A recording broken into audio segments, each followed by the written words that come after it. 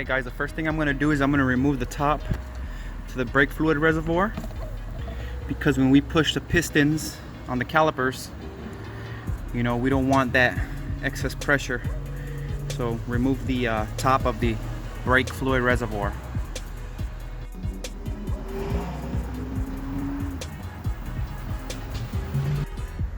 This is the Honda part number for the brake pads, in case you wanted to get them directly from the dealership, OEM. This is the part number. These are the tools that you're going to need for this job. You're going to need a size 19 millimeter and a size 17 millimeter. The size 17 millimeters for the caliper and the size 19 is for the caliper bracket. This is for the Phillips head screws here. Sometimes these get really tight, so this device is really convenient because it has a spring-like mechanism inside. So if you hit it with a hammer on this side, it forces the tip of this to move to the left side, which in turns loosens this up. You're also going to need Loctite. These are for the caliper bracket bolts. You're going to need some anti-seize. I'll show you in a second the reason I use anti-seize. And you're going to need a ratchet. I have an electric ratchet here just to make the job easier. And then you're going to need a hammer for this. And you're going to need a flathead, maybe, depends if I can get the caliper out of the caliper bracket easily. Sometimes they get a little stuck, so you have to push the piston inward with a screwdriver, flathead screwdriver, to get it out. So this is the tools you're going to need. Okay, the first thing we're going to do is we're going to remove these two bolts on the caliper right there. They're size 17, so I'm going to use my ratchet to take those out. Okay, I loosened the bolts with my ratchet first. Now I'm going to use my electrical ratchet just to make my job easier.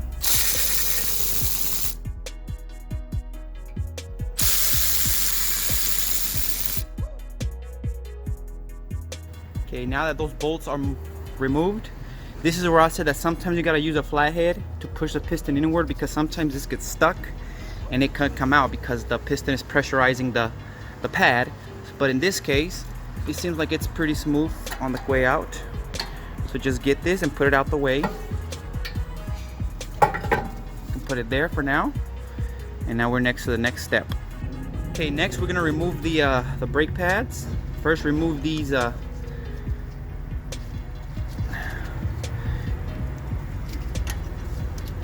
okay, we're going to replace them with new ones, so just you know, you can just throw them away, or if your kit doesn't come with one, you're gonna have to salvage these and use them again. But mine's came with it, so we don't gotta use these anymore. So you just take off the pad, both sides.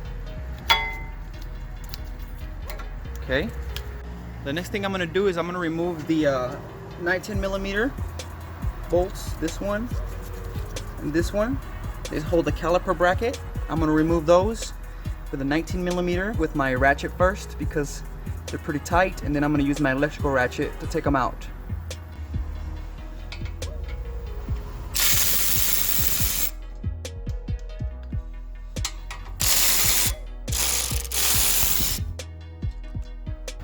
Okay guys, now that the caliper bracket is out, we need to take this Phillips head out. Sometimes this car is fairly new, so maybe it might not be so tight, but sometimes these are real tight. So you have to use this mechanism here with a flathead tip. You put it on, and then you use a hammer to hit it, and the hammer is going to provide pressure on a spring mechanism in here that's going to force this tip to go leftwards, and in turn is going to loosen the Phillips head screw or bolt here. So I'm going to show you how to remove this Phillips head bolt right here with this device. Just put it on.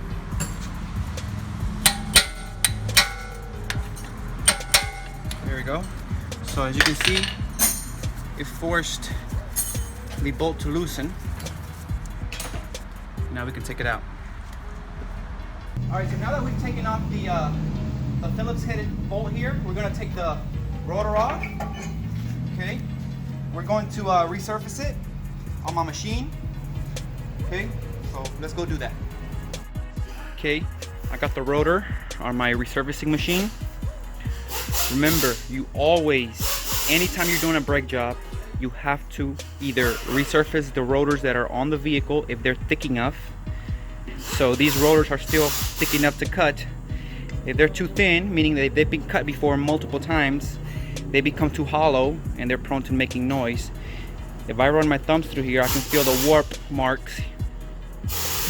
And the symptom of warped rotors is when you press the brakes as you're driving, the vehicle tends to shake because the pads provide pressure to the rotor and the rotor isn't completely smooth, so it creates a vibration on the vehicle. Okay, so you either resurface the rotors that are on the vehicle or you replace them. Don't just put new pads on warped rotors, because one, that is not professional, and two, you risk the risk of getting the brake pads to get the warp marks on the rotor, because the rotor is still warped, so the brake pads are going to tend to get warped too once they provide pressure here. So we're going to cut, resurface the rotor.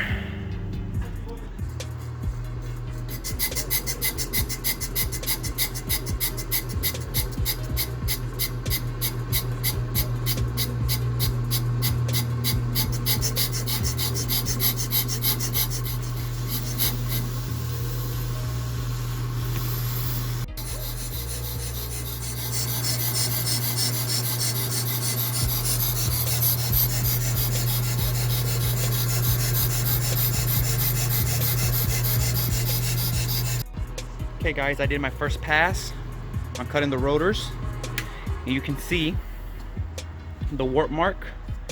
You know, this machine cuts evenly every time, evenly. So if you see that there's a different color than the one it's actually cutting, that means that the warp is right here. You can see. Okay, so we want to make everything be smooth. Okay, so we have to do another pass, and as many passes as we need to do until the rotor is completely smooth.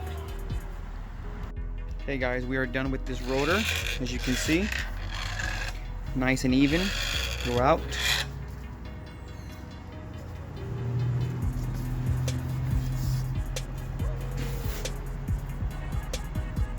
Now we're ready to assemble everything back together. Okay guys, before we put the caliper bracket back on, we're gonna put thread locker on the bolts to assure that they're nice and tight with no possibility of loosening. So we're gonna do that first. Okay, so the caliper bracket is back on. Okay, now we're gonna put the brake pads. The reason why I say you will need anti-seize is because I like putting a small amount of anti-seize in this area of the pad. Not too much. Don't get carried away, just a tiny amount, so that over time, you know, the mobility of the pad on this metal plate is still pretty solid. So just put a tiny amount. Here's an example. You can see I just put a small amount. Okay.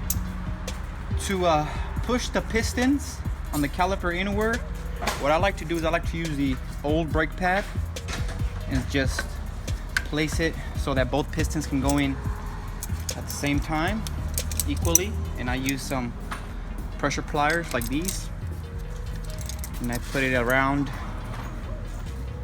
the caliper as so, like that, and just press slowly until the piston goes fully inward. Okay, do it again. Gonna give me a little bit more. Okay, let's do it a little bit more slowly.